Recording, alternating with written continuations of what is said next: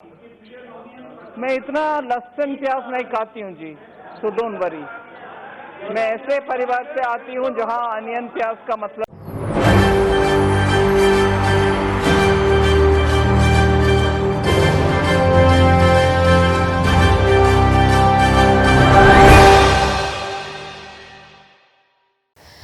सुना आपने, ये है देश की वित्त मंत्री निर्मला सीतारमण।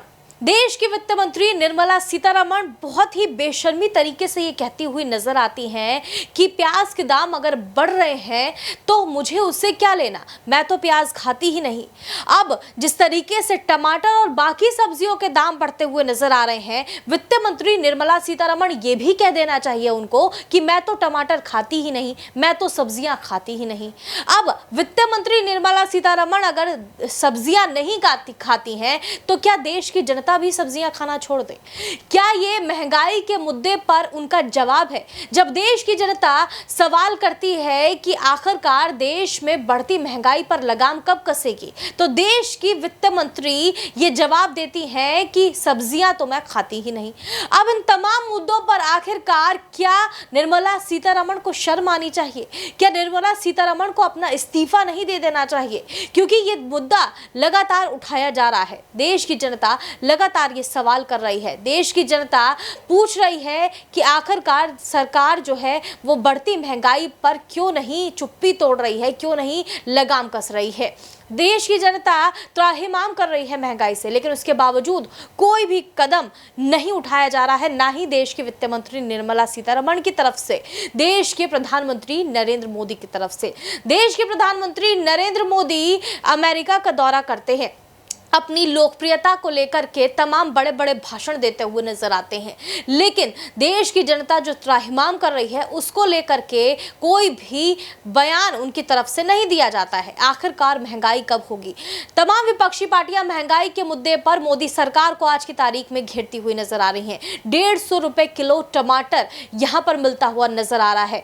टमाटर के अलावा चाहे वो कोई भी सब्जी हो, उनकी कीमतें भी लगातार बढ़ती हुई नजर आ रही हैं। सिलेंडर की कीमतें लगातार बढ़ रही हैं। देश में ऐसी कोई भी चीज नहीं है, राशन की ऐसी कोई भी चीज नहीं है जिस पर टैक्स ना लग रहा हो।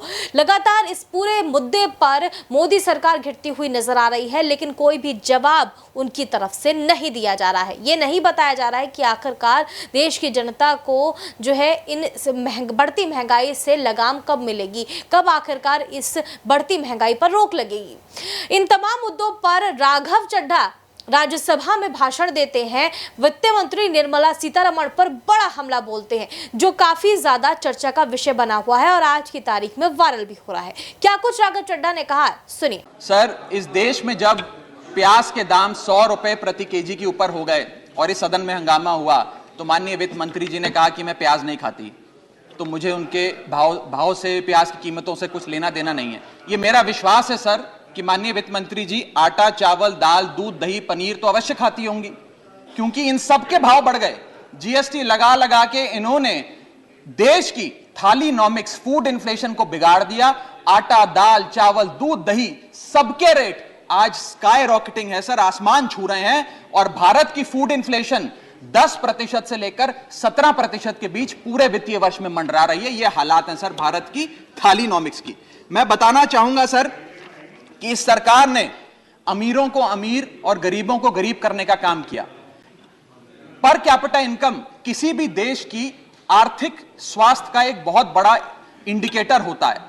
भारत की पर कैपिटा इनकम वित्तीय वर्ष 2021 में सर 9,160 रुपए से गिर गई, यानी कि हर व्यक्ति की औसतन कमाई 9,160 रुपए गिराने का काम किया। यानी कि आमदनी 98, खर्चा रुपया, यह सरकार ने करके हम सबको दिया है सर।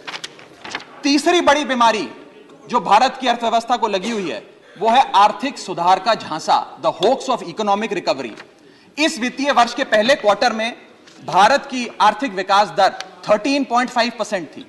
दूसरा क्वार्टर आते आते, जिसे फेस्टिवल क्वार्टर कहते हैं, जिसमें बड़े बड़े त्योहार आते हैं, जिसमें खपत भी बढ़ती है, उत्पादन भी बढ़ता है, मांग भी बढ़ती है, उस क्वार्टर में आर्थिक विकास दर 13.5% क्वार्टर 1 के मुकाबले गिरकर 6.3% पे आ गई सर, यानी कि आधी हो गई।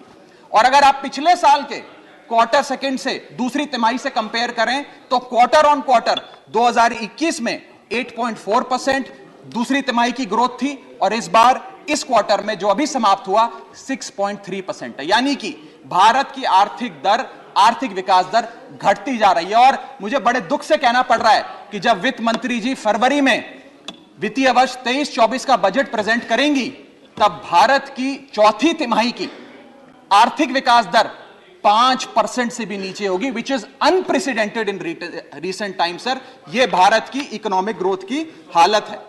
और यह वर्ष तो जो बीत गया, इस वर्ष तो आपने आर्थिक जो विकास दर था उसकी ऐसी तैसी कर दी। अगले साल के आर्थिक विकास दर के आंकड़े सुनिए। सरकार चाहती है हम 8% पे आगे बढ़ें। वर्ल्ड बैंक कहता है वित्तीय वर्ष 23-24 में हम मात्र 6% पे ग्रो करेंगे। क्रिसिल कहता है हम 6% पे ग्रो करेंगे। ओईसीडी कहता है हम 5.7% पे ग्रो करेंगे। गोल्डमैन सैक्स कहता है हम 5.3% पे ग्रो करेंगे और आईएमएफ कहता है हम 5.1% पे ग्रो करेंगे। यानी कि भारत की अर्थव्यवस्था में ऊपर जाने की बजाय हमारी व्यवस्था नीचे आ रही है। सर, चौथी और एक बड़ी बीमारी जो भारत की अर्थव्यवस्था को लगी है वो है द डेट क्राइसिस। भारत सरकार की देनदारी, भारत सरकार पे चढ़ा बहुत बड़ा कर्ज। सर, 1947 से लेकर 2014 तक यानी कि इन 67 सालों में कई पार्टियों की सरकारें रहीं, केंद्र में कई पार्टियों ने शासन किया।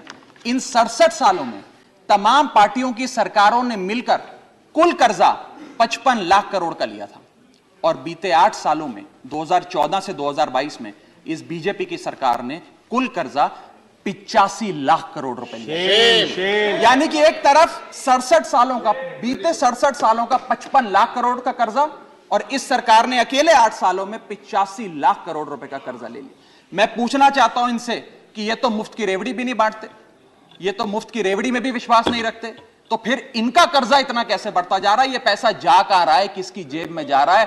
दोस्तवाद की नीति के तहत कौन से इनके दोस्त हैं जिन्हें फायदा पहुंचाया जा रहा है? ये मैं तो सुना आपने किस तरीके से बड़ा हमला बोलते हुए राघव चड्ढा वित्त मंत्री निर्मला सीतारमण और भाजपा सरकार पर नजर आए। अब यहां पर आपकी क्या उम्मीद है? क्या सरकार से आपको उम्मीद है कि वाकई कोई बड़ा कदम नरेंद्र मोदी सरकार की तरफ से उठाया जाएगा या फिर इसी तरीके से देश की जनता को बरगलाने की कोशिश सरकार की तरफ से होती रहेगी? आप इन तमाम मुद्दों पर अपनी राय हमें कमेंट बॉक्स में जरूर दें। देश और दुनिया की तमाम बड़ी खबरों के लिए देखते रहिए SPN 9 न्यूज।